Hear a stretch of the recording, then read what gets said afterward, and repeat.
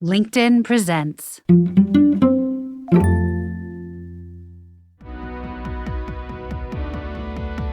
There's a great old therapy saying, wherever you go, there you are. We bring our trauma and our hurts with us to work every day. Today, 2 stories of openness and healing.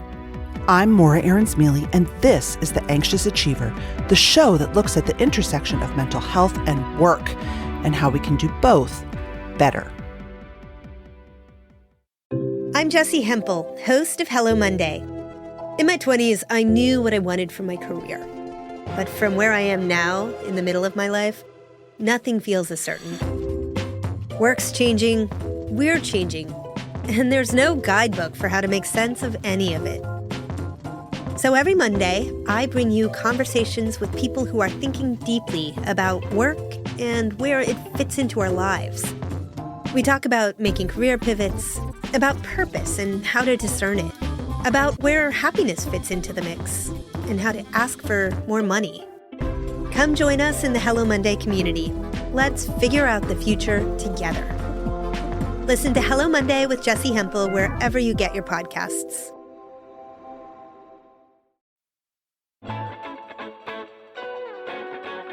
Have you ever felt like you have to hide a huge part of you at work because of shame, embarrassment, guilt, or other reasons? Today, we're going to speak about 2 pretty taboo subjects at work, trauma and substance abuse, and hear stories of healing and hopefully some practical advice for everyone in the workplace. Later in the show, my conversation with Bobby Hoffman, Chief Deputy at the Hampden, Massachusetts County Sheriff's Office, who's part of a program bringing therapy dogs to the often macho and not so mental health friendly work of policing. But first, I speak with Schroeder Stribling, President and CEO of Mental Health America, about her own journey with mental health and recovering from trauma, what she tries to bring to her organization as a leader, and what she's seen in terms of past trauma and addiction playing out at work.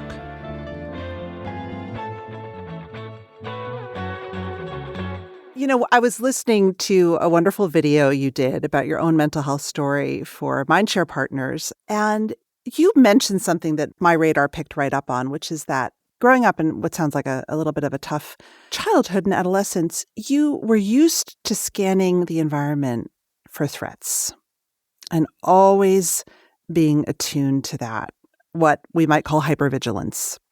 And that was something you really worked on through therapy and as you got older. Yeah. You know, it's always so interesting to think about your story, and especially as someone who was trained as a clinician, I could kind of enter my story from a clinical lens and, think about that issue of scanning for threats and think about how I would probably date back, if I were looking at it clinically, my own history to the very first panic attack that I had when I was 16 years old, which I remember so vividly. Mm.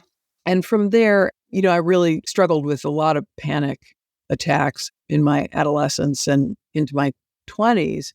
And certainly that notion of hypervigilance is a part of what happens when you're experiencing that it's sometimes the anticipatory anxiety is just as difficult as the moments of extreme panic themselves. And so you do kind of get into the habituated to the scanning for threat mode.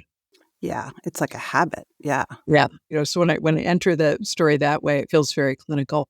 But, I also think about the story that sort of like was around that, what the meaning of the story in my life and why I think I had a panic attack. And this for me, as I have found different ways to work on and support and improve my own well-being and mental health over the years, it's been really important to me to kind of learn to tell the story and hear my own story as a narrative with meaning so that I'm not, pathologizing it in my own mind.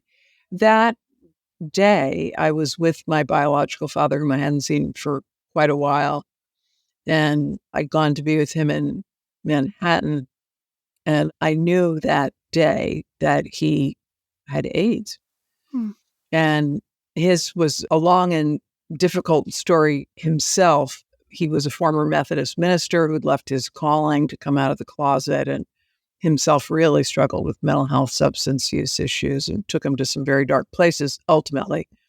But the start of that, for me was, I think, a part of a really painful story in my life, no doubt. There were many terrific things about my youth and young adulthood, and I'm very grateful for them because I think they were so stabilizing. But the story around my father and his death was a central and really traumatic theme for me. And it's also kind of what made me who I am.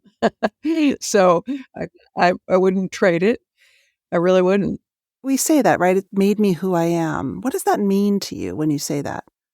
Shortly after my father died, I found myself going to social work school, and didn't really know why. I was a little bit adrift probably at the time, but all I really knew was that I kind of had a bleeding heart. I wanted to help people, and it wouldn't be until later, and I would sort of figure out how to understand the story differently in my own mind, that I really understood that because I had been through pain, I felt called to be in company with and had to have empathy for other people in pain. And I was also motivated for action. I'd gotten sort of socially active around the AIDS movement too. And so I think those things they became part of what was healing for me ultimately, I guess. So that was part of how I followed the path to where I am. You also talked about a sense when you were younger and going through this that you felt like you couldn't leave the house sometimes because your worry about panic and anxiety was so strong. Yeah, I do remember, kind of that was my junior year in high school when it had started. And that year, I do remember staying home from school because I didn't want it to happen there. And I do remember times of asking my parents, my mother and stepfather, to telling them I was really positive I was having a heart attack. There wasn't language for it at the time. I mean, then again, this was the 90s, and I did have parents who were really hip to the circumstance. And I was really lucky. I also had supportive school environment and friends and whatnot. So I did get some help, but I don't remember anybody at the time saying to me, like, this is what this is. Yeah. And this is manageable. When did you sort of become an administrator, a leader, a manager, and not a clinician? What drove that decision for you? I think I've always enjoyed leadership, and even, when I was younger and peer-led things and whatnot. So I'm inclined that way, I guess. But as my career went on, I had opportunities to lead programs. And, sometimes that happens if you're not necessarily prepared to lead something, if you've been doing the direct service, and then leading the direct services can be a really different thing. But I liked it. I liked the challenge. And so when I got to, I would say, like in the early aughts, I was kind of leadership position with a job as part of Johns Hopkins Bayview in inner city Baltimore. And then I had got this opportunity at a nonprofit in DC where I was then for many years. And while I was there, I arrived as the program director and then had successive positions there, which I really enjoyed every, opportunity. I just like people. Uh-huh. So I think, whether it was working with our residents or whether it was working with our board, I was pretty happy, and I kind of like to solve problems in groups together and whatnot. So as I was given those opportunities, I, was really glad to have them.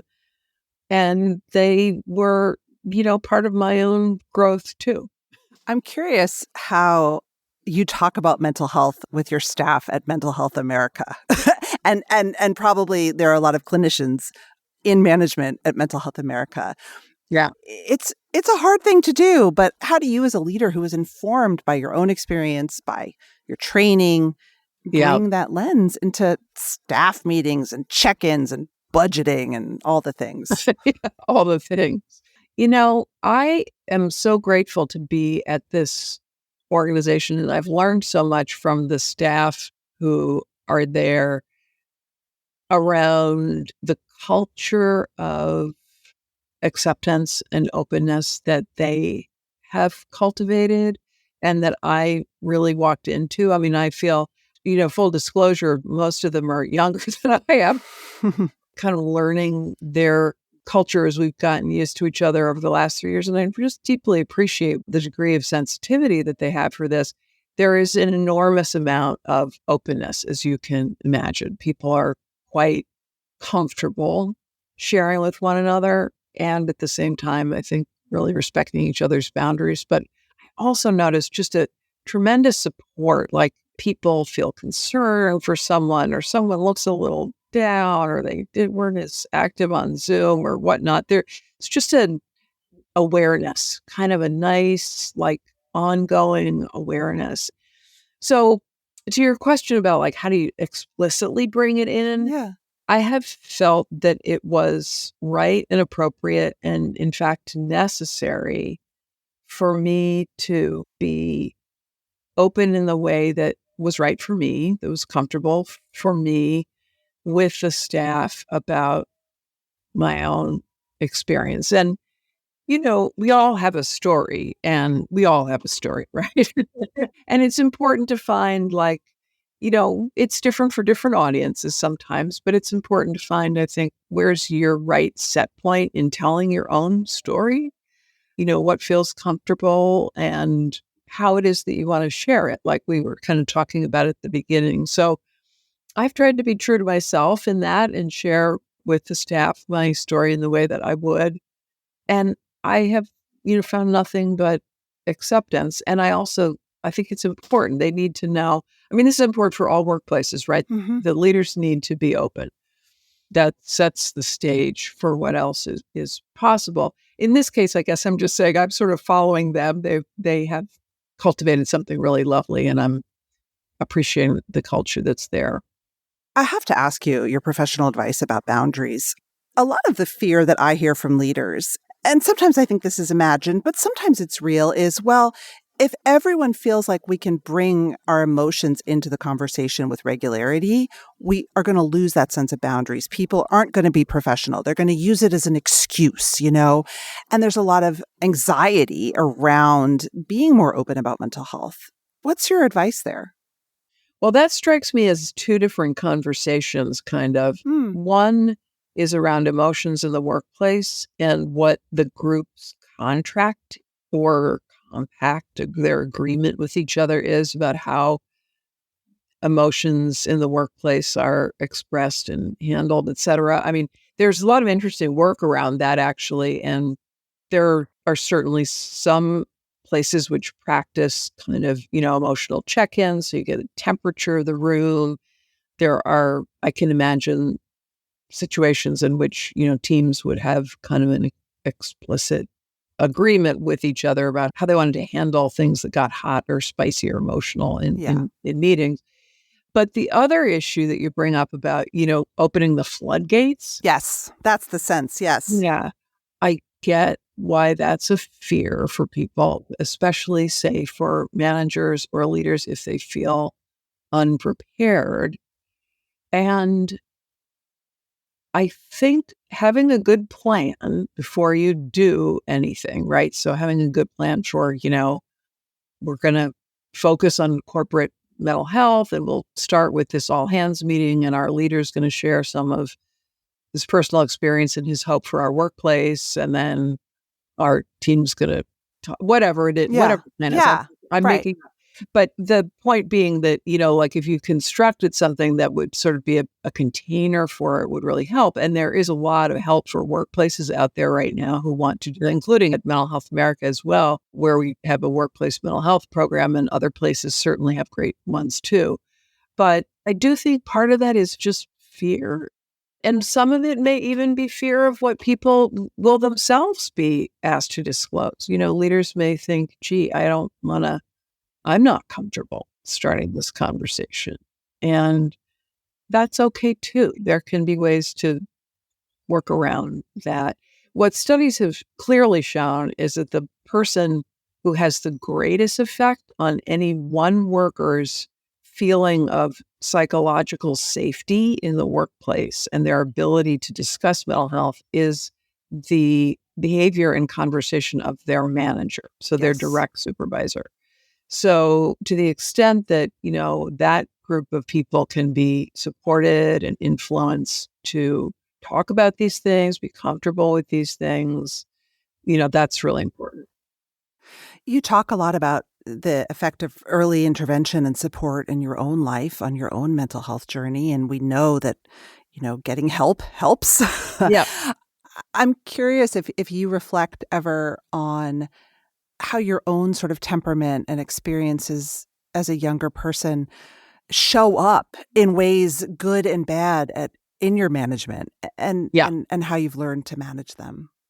Yeah, that's such a good question. And it's actually been a really important kind of defining one for me professionally.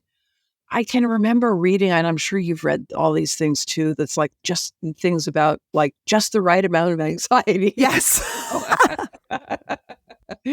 All this business talk about how like anxiety can be good for you. And I get it, but I think of all mental health really I shouldn't say all, much of mental health on a continuum, right? Sometimes it's a little worse, sometimes it's a little better. We go through cycles in life, and sometimes some people have more severe circumstance than others, etc. For me, what I have thought is that when my anxiety is overwhelming, it definitely works against me. And I know the type of circumstances which are most likely to put me in that place. And then I'm at risk for overworking myself, and that creates a whole other set of problems. Oh, yes. But there are many times when I've been like in the groove when I do understand that, a little bit of anxiety is driving me. And I do believe that some of the kind of go motivation I have in life is probably about anxiety. Are you an anxious achiever? Yeah. I know. I told my partner last night that I was going to be on your show, and I told her what the name of it was, and she said, "Oh, was perfect for you." And I said, "I think that's the point." So I don't know. It's, it has definitely worked for me, I'm sure. And there are times when it works against me. And what I've learned in getting older, and this is one of the gifts of getting older, to me, is I know my own cycles more. I sort of know I know where my vulnerabilities are. I know when I'm kind of getting to the point where I need to make a change. I need to slow something down. I need to take some time off. I need to hit the brakes. Yep. I also have found ways to work with people and surround myself with other leaders. I mean, I talk about mental health in the workplace. This is a lovely dynamic where I have colleagues who also can tap me on the shoulder and say like, hey, you need to take a break or slow things down or that sort of thing. And it's very helpful. One of my favorite questions, people tell me really fun things, is do you have a physical tell in your body or how you act? You mentioned overworking when you're like, ooh, I'm running hot. Oh, that's so funny. I wonder if I do. I don't know. I have bipolar too. And so for me, I can tell when I'm getting hypomanic because I start having a million ideas and starting a million new projects, sometimes in a day. And my husband, he'll sense it in me, in my energy. He's like, you've been up since 5 and you're doing this, this, and this. And you've talked to me about this, this, and this. Like, let's check in, Yeah. Yes. And isn't it wonderful to have people who know? Oh, it's the best. That well, yes. And yeah. I mean, I guess I would say that, what people probably react to is, or when people do tap me on the shoulder, my good and trusted colleagues and friends, is probably a bit of change in my mood. I'm probably a little more serious, more driven, more worried about, kind of worrying over small stuff or whatnot. So I can kind of see that I behave a bit differently. I think to have the freedom to be open is also a blessing in your workplace, Yes. I find that a lot of the teams that I think are humming along best are the teams where it is a little bit like that, where it's like a little tap on the shoulder or just checking in. No, absolutely. It makes a huge difference. I want to talk a little bit about the issue of substance abuse. This is one of Mental Health America's focus areas, I suppose. I don't know if that's the right way to phrase it. I want to talk about substance abuse at work. Can you just outline just a little bit, if you're able to, how prevalent is substance use disorder or substance abuse? Well, first of all, how has the terminology changed? Can you just tell the audience a little bit about that? Because it has changed recently how we talk about substance use, substance abuse, addiction. Well, I'll speak from my perspective, and I'll say that this is an evolving conversation, I believe, in the field. And I hope really in the field, and evolving conversation for us at Mental Health America as well. First of all, just some sort of like background basics as you ask about terminology, et cetera. Just as I was mentioning with, other conditions, I think of substance use as something that exists on a continuum, and everyone is going to have their unique experience. And for some, it will be more severe, for others not. For some, there'll be a lot of cycles and chronicity, for others not. But I'm very interested in the fact that I think there's a much deeper stigma for substance use conditions. And I use the word conditions, not disorders. I think it's less pathologizing, and I think that's true across the board. What about the word addiction? Sorry, I just want to interject there. Well, there is a technical distinction at a certain point, because addiction has been historically meant to reference when you had a physical addiction that would lead to withdrawal symptoms if you stopped use of a substance.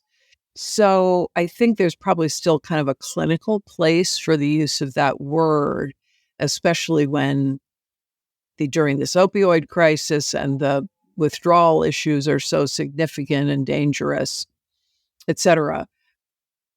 So I guess I would say, in thinking about it as a continuum, like I'd put addiction at the severity end, at one end of severity. So, what we know from, like, if you looked at the NSDA, the National Survey of Household, and I'm going to forget the rest of the name, but the federal data that tells us the most about prevalence, you'd look at that and a couple other things, maybe somewhere around 20% of people acknowledge a substance use condition or substance abuse on that. So 1 in 5 at any given point in time is sort of been the going number. However, I personally cannot imagine that that's not an undercount for a number of reasons.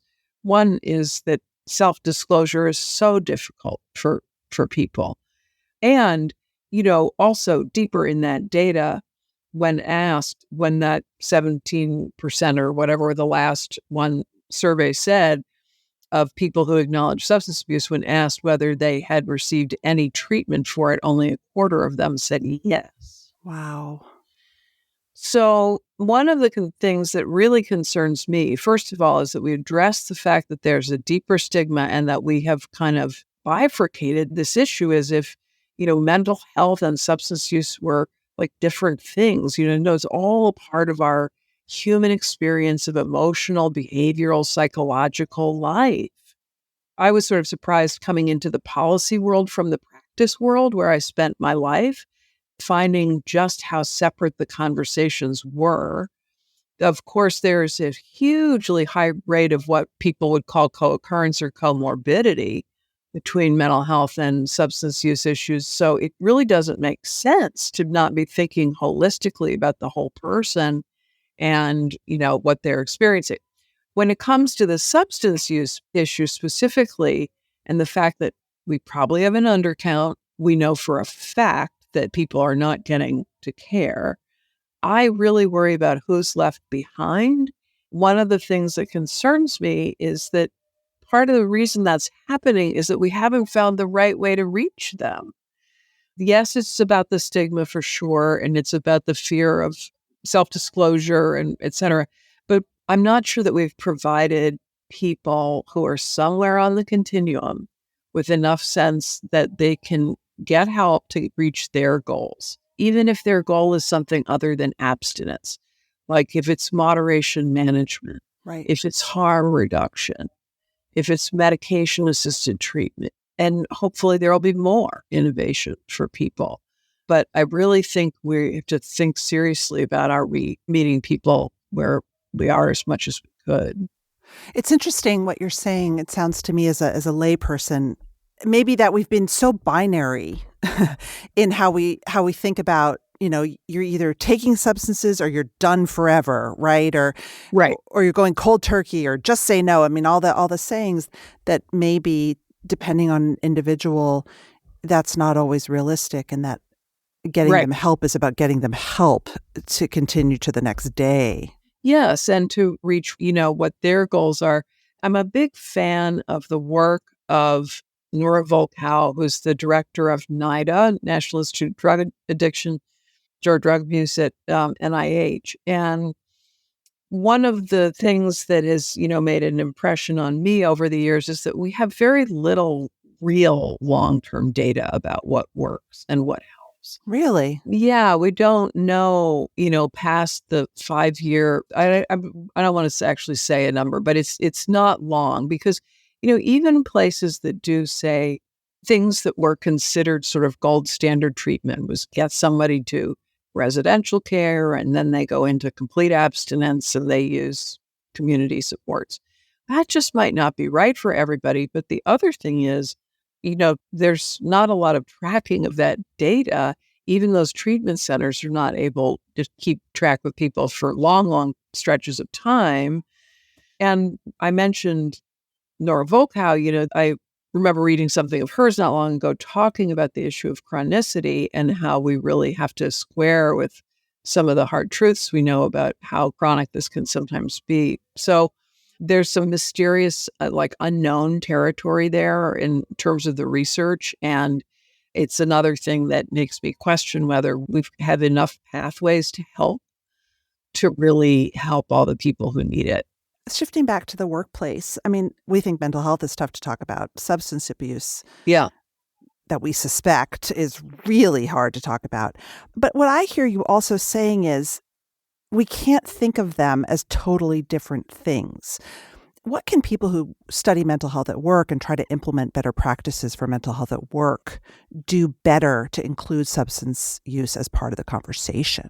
One thing is to sort of start simply and whatever things employees are seeing or hearing. So if that's a poster on the wall that's indicating safe space to get help, if you need an EAP program or something like that, that anywhere we're mentioning mental health, that it's very clear that it's inclusive of substance use concerns and use language that is non-threatening to people. Are you struggling with anything, substance abuse concerns, any mental health concerns, so that we're using the language together and that's what people are hearing in what they read and the messages that they're getting from whoever is delivering messages about, any corporate support stuff.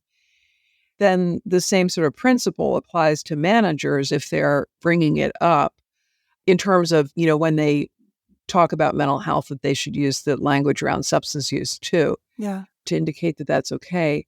The other thing I think for managers and having, knowing this story from the other side is very helpful to have a very clear, and I would argue, extremely compassionate corporate policy for supporting people who acknowledge substance use.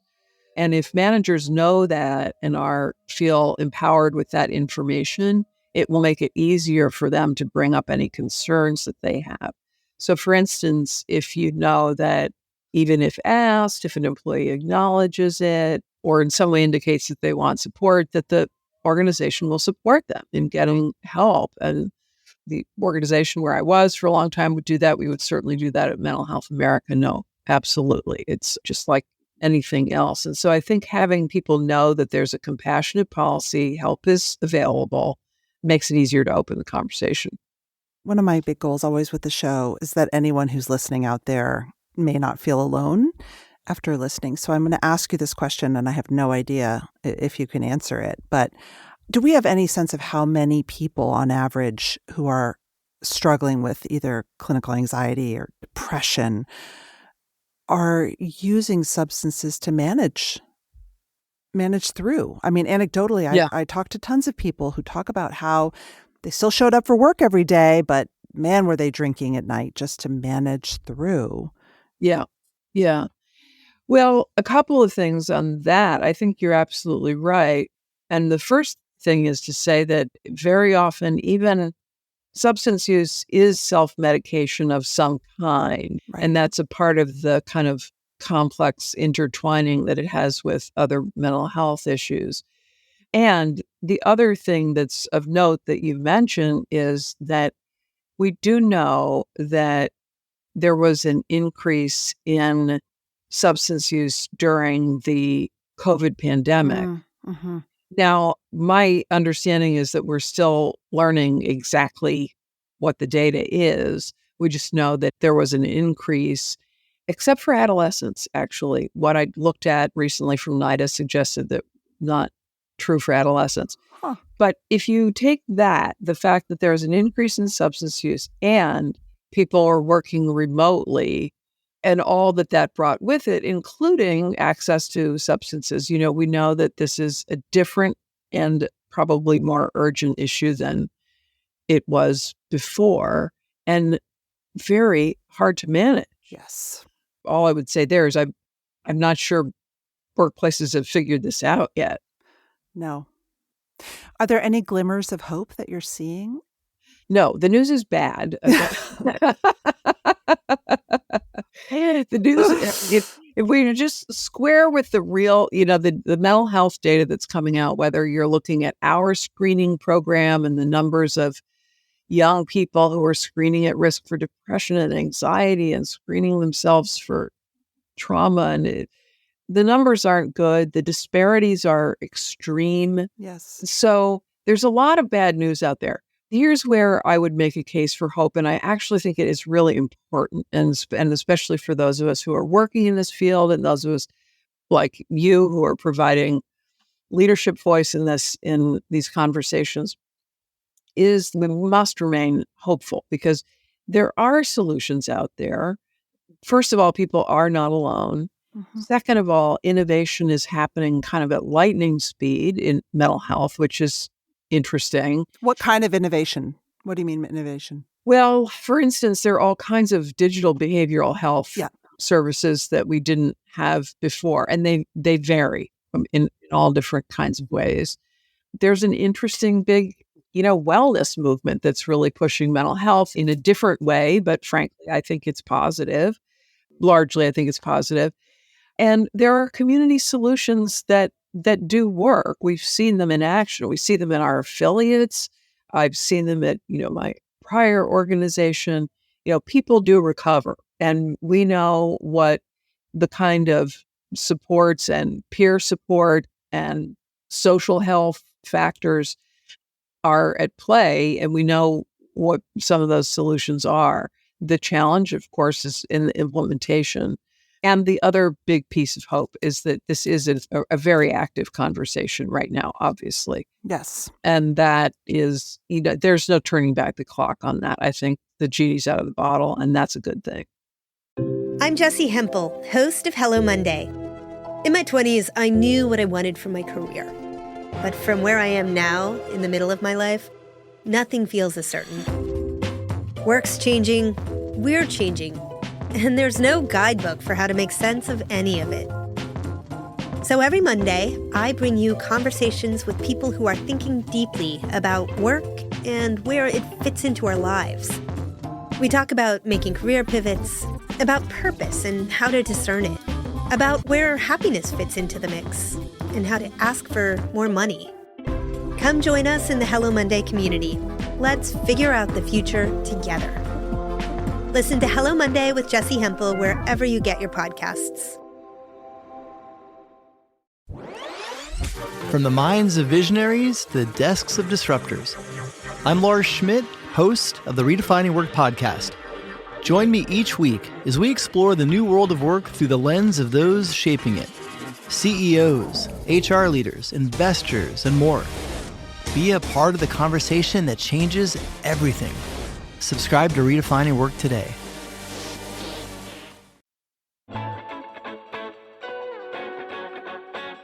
Robert Hoffman, welcome.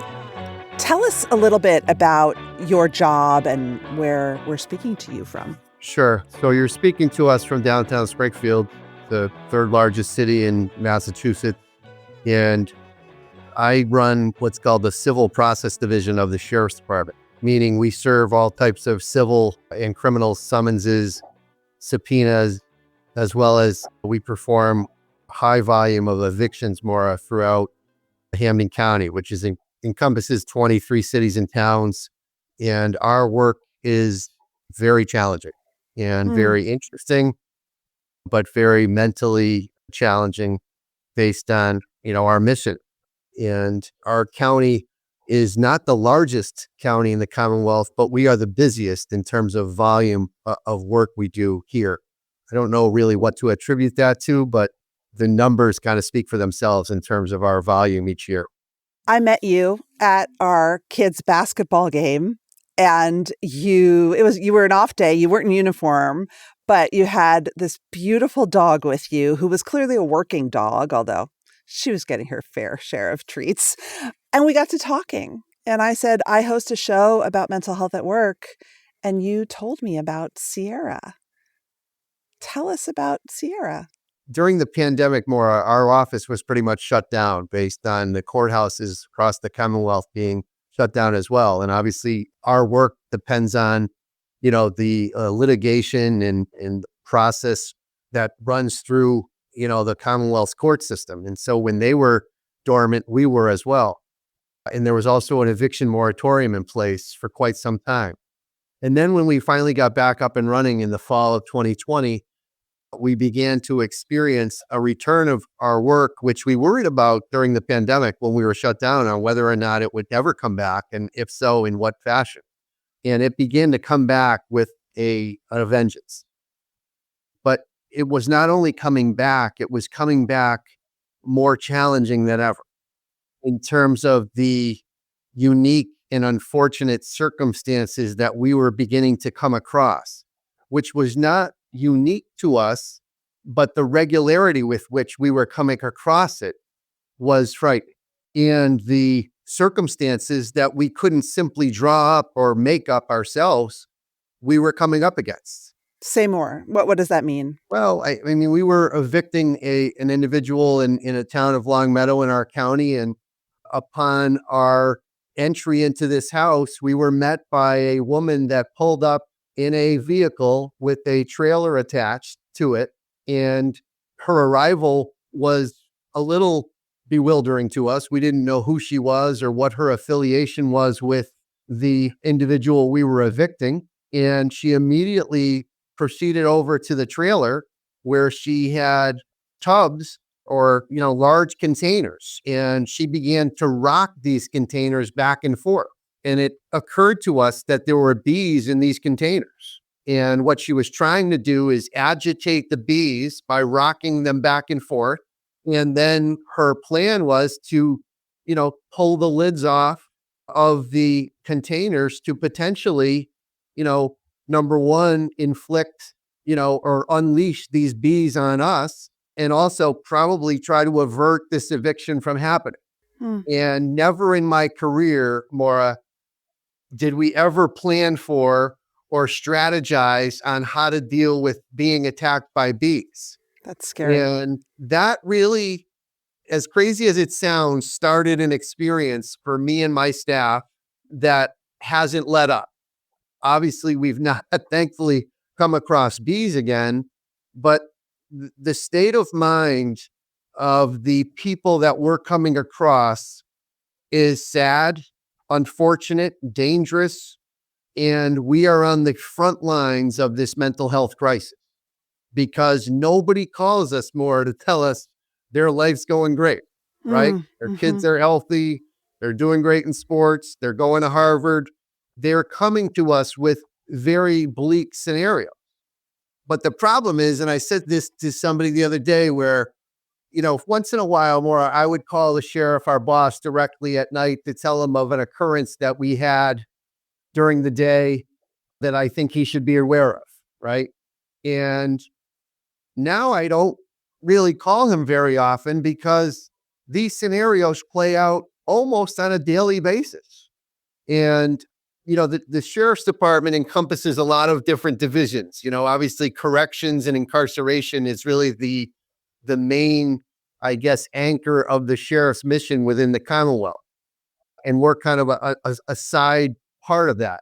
But there are a variety of comfort dogs or emotional support dogs within the jail that are employed to, go inside the jail and allow the inmate population to realize the benefits of, canine companionship. And I think it was back in early September of last year where I was not ever a dog guy. In fact, I thought that relationships with dogs and the impact of dogs was somewhat borderline exaggerated or fictitious to that extent. But something in my head and I saw the toll that this was having more on our staff, Yeah. right? Is just even the most seasoned, our best deputies, I could tell were coming back to me at night or in the morning and they looked mentally exhausted, right? And then they have to go out the next day and get right back at it the next day and be prepared to be in the right mindset to deal with whatever challenge was going to befall us the next day. And I had thought about the idea over the summer and, I ever really what I cherished is my relationship with our sheriff. He's, I do have the luxury of reporting right to him, but he's also a very, very close friend of mine. And I confided in him on a weekend socially about my idea. Yeah. My office obtaining a comfort dog and in a selfish way assigned to me. And he looked at me and immediately said he thought it's one of the best ideas I've ever broached with him in the 8 years he's been sheriff. Is he a dog guy? He's an animal lover and we have horses now. We have dogs.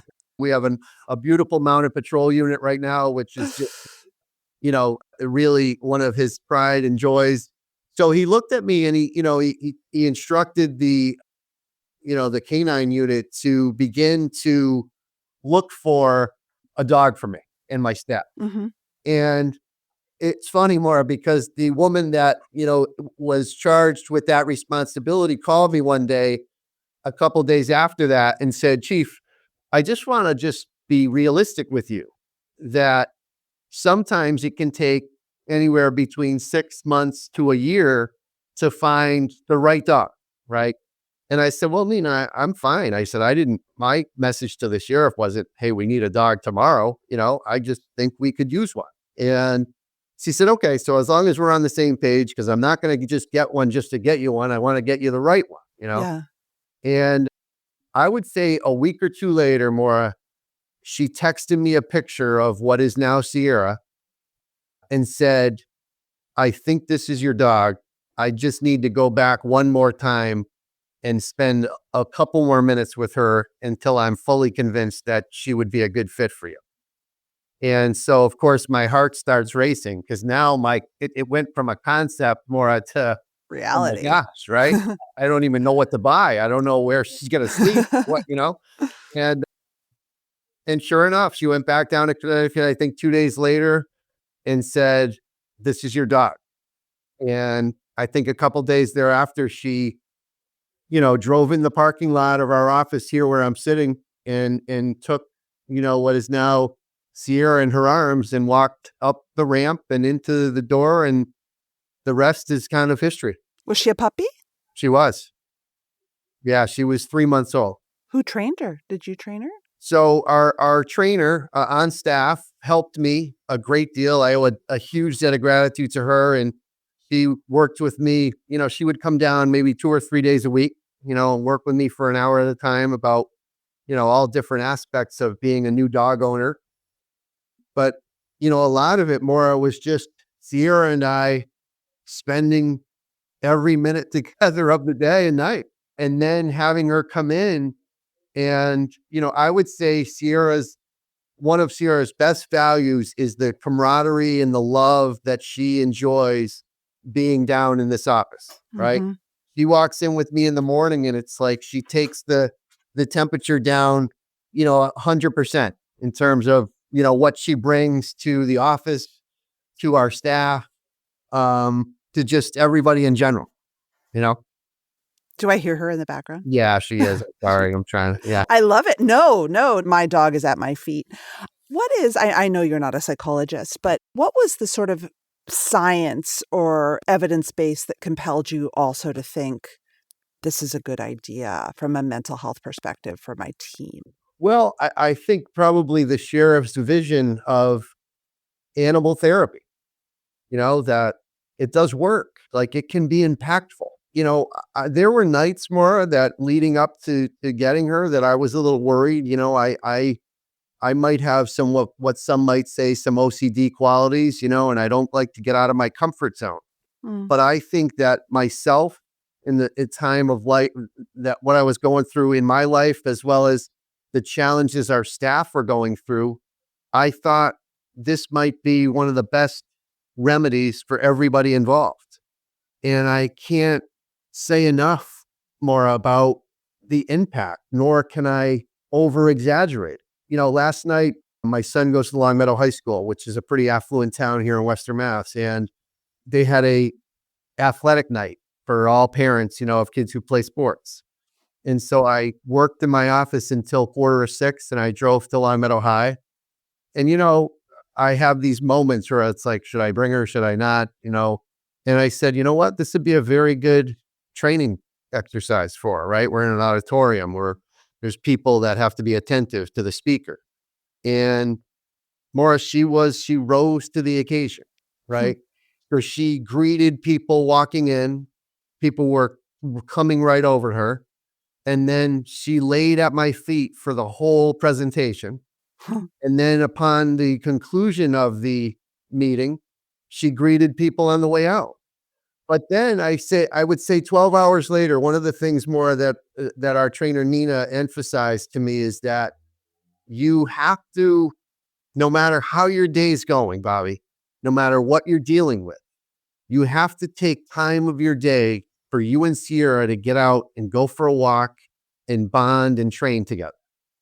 And so every morning, Morra, at like 10 to 10:30, Sierra and I take about a mile walk from my office down to the center of downtown Springfield and back. And we walk through an alleyway near a bus station that is, habitated by some people who are kind of down and out on their luck, right? Smoking marijuana, drinking. And Sierra goes up and like licks their face. And so I guess my point is at 6:00 last night, she was greeting people in Long Meadow, right, who are worried about their athletes, right, their potential next Olympic athlete or sports athlete. And 12 hours later, she's licking the face of a woman who is drinking a nip, and so her effect knows no boundaries, right? It's just Sierra is just Sierra. Yeah. And that makes me feel so good, Mhm. And then two people on our walk today, Morra, just got back. It said, "You just made my day." Right? And coupled with, she's now become like this downtown sensation, right? The Starbucks has a bowl with her name on it. Oh my God. And then there was a guy driving a City of Springfield trash truck a few weeks ago who stopped and ran across the street. I thought something was wrong. And I said, what's up? And he said, "I watch you and your dog every day. And I can't believe how great this is." And I said, "Thank you so much." And he goes, "I bought her some treats, but they're in my truck. Would you mind if I ran back to my truck and got them for you?" And I said, "You bought my dog treats?" And he goes, "Yeah." I just I can't begin to tell you. She's really at her best in moments where, she can, kind of do her thing. And that sometimes just means being Sierra. One of the other things that you mentioned when we were talking is that she's sort of part of what you as a force are trying to do to really think more seriously about mental health Yeah. in your staff. Mm-hmm.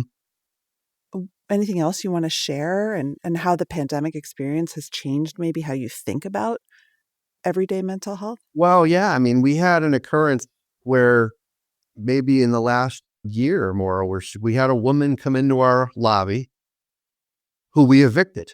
And she was talking about her property, and where it was. And she was becoming somewhat belligerent. I went out there because nobody else was in the office. So I went out to the lobby to try to talk to her. So I sat down with her and she was explaining to me her challenges. And at one point, she said that she's going to walk out of our office and take her life. And I put my hands on her shoulder and I said, no, you're not going to go out this door. And this was before Sierra's arrival. And so I sat her down and I obviously turned to my staff and said, why don't you call a few of our deputies who are in the downtown area to get them over here, as well as an ambulance. And I spent what seemed like an eternity just talking to her and listening to her story, to the extent that, finally the ambulance arrived. And as she was getting on the stretcher, they were putting the belts on her. And she said, before you put these belts on, do you mind if I give you a hug? And I said, of course you can give me a hug.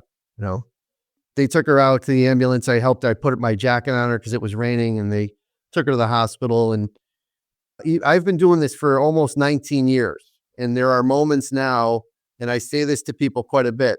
Usually when you do a job for 19 years, it should be getting easier, but it's harder now than it ever has been. Why? Because of the mental challenges, Morra, because of people's behavior that we sometimes don't really have an answer for, right? That bothered me. And I came to my office. She had her car in her parking lot, and I came to my office Saturday and her car was gone, but her phone number was right on my desk. And I called her and she picked up the phone. I told her who it was and she says, you're calling me on a Saturday? And I said, yeah. How are you? And she said, I'm better. And I said, good. And she said, you're the first person that's ever just listened to me. And I said, well, I'm not going anywhere. I've got 18 years in, but I don't plan on leaving. But, Morra, Nick Cochi is our sheriff, and he kind of sets the tone, right? And he's got the biggest heart of anybody I've ever come into contact with. So it's his vision and his style that has kind of emanated down upon our staff, where I think we're the only sheriff's department, Morra, in the Commonwealth, maybe the country, that has support services workers that go out and try to engage people on the cusp of being displaced to talk to them about, how can we help? Do you have any family? You got any plan? You need a ride to court to maybe see if you can sort this out? That layer is one of the best things we've ever done down here, because sometimes more people that we're dealing with think that if they just hide under the kitchen table and don't answer the door, that their problem will go away. And unfortunately, that's not the case. But denial can be the saddest dynamic that we come across. And so that's why, we have these two people, Morra, that they knock on neighbors' doors, right? Hey, do you know anything about John? Have you seen him? Does he have a brother we can call? Parents, right? I feel like we're doing something that goes above and beyond what our statutory obligation is, right? And that's the way Nick Cochi wants it, coupled with even people that come in our lobby, right? Might be a husband that finally gets up the mental fortitude to finally file for divorce. And he's coming in and you can tell he's anxious, right? He's got his papers and he's got his wallet. And all of a sudden, Sierra walks through the door, right? And it's like that dynamic just went from a highly anxious, tense moment to this girl who's got kind of a funny personality too, right? Everybody says, just kind of takes the edge off. Yeah. Right. And the exchange of the money and the paperwork becomes a secondary issue to just having fun with a black lab who just wants to play. And she is worth all her weight in gold during those moments. When I think about how your officers must feel, nobody ever wants to kick someone out of their home. I mean, that must be a really ambivalent job to have. Right. What tools or leadership lessons or skills do you try to give them to be able to manage the ultimate sort of pain that's at the center of their work every day? Well, I look for people that can be assertive but empathetic. That is a hard combination to find, right? Yeah. I can find 100 deputy sheriffs that want to go kick a door in and be RoboCop. And I can find social workers. The challenge is, can I find a deputy sheriff that can embody both of those qualities, right? Because this county has some very, very dangerous areas. Some days, right, Morra, we have to go to a 4th floor apartment in the flats of Holyoke to then a retirement community in Southwick to evict maybe a woman that is estranged from her kids, right? Imagine over my career, I've had to call maybe children of elderly people to tell them that their mom or dad is on the cusp of being evicted. And they say, I'm sorry to hear that. I haven't talked to my mother in 10 years. Do what you got to do. And so it's on the sheriff's department to figure out how to solve the problem. And sometimes there's no book, Morra, to reach for to say, what do you do when you're evicting a 72-year-old woman with no family? And that's what keeps me up at night sometimes. But again, that's where Sierra kind of comes into play and eases the stress. And, you know, where Nick Coachy would say to me, Bobby, we got to figure this out. It is a challenge. You're right. And the challenge is to, again, have a level of empathy. Last question. Sure. My audience is mostly professional knowledge workers who, sit at desks, don't see this side of life.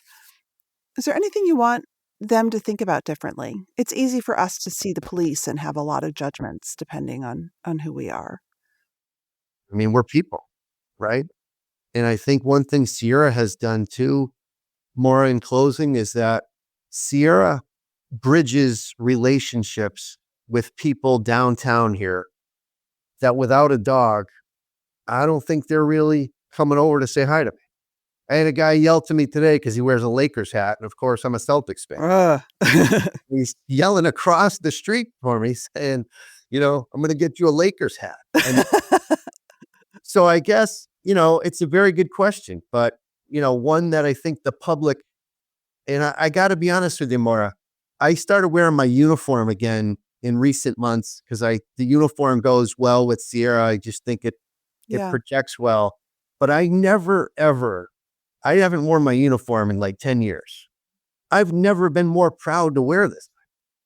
Secondly, my father always tells the police locally here, thank you for your service. And I always thought he was kind of weird because he does it all the time. I can't believe the amount of people that come up to me saying the same thing. I could be in Starbucks, Cumberland Farms, right? Thank you for your service. Your dog's beautiful. Thank you for what you do. And on days that I go home saying to myself, there's got to be a better way to make a living because this job is draining. But then I hear that and I see what Sierra does to people in the alleyway or kids going to school. And it's like, I'm re-energized. It's like Sierra has re-energized my career because of what she has done for me, what she's done for our department, and what she does for people every day. That I never a year ago said I would have, like I said, if you would have told me I'd be walking through the alleyway at the bus station with a dog, I would tell you you're crazy. But here we are, and so your listenership, hopefully they will walk away with a very human element to law enforcement that is charged with a very, very antiquated statute, that says the sheriff shall serve process, but that you have members of this team down here in Springfield that go to work every day, doing a difficult job, but very professionally and as empathetically as possible. That's it for this episode of The Anxious Achiever. The show is produced and edited by Mary Dew with production support and sound engineering by Nick Krinko. If you like what you heard, head to your favorite podcast app. Leave us a review. It really matters, and we appreciate the time and effort it takes. And if you don't subscribe or follow the show already, now's the time. And let us know what you'd like to hear more of. I get some of my best ideas from my listeners, so find me on LinkedIn, send me a message. You can find my weekly newsletter there as well. A big thanks to LinkedIn and all the listeners out there and our guests in the anxious achiever world. Until next time.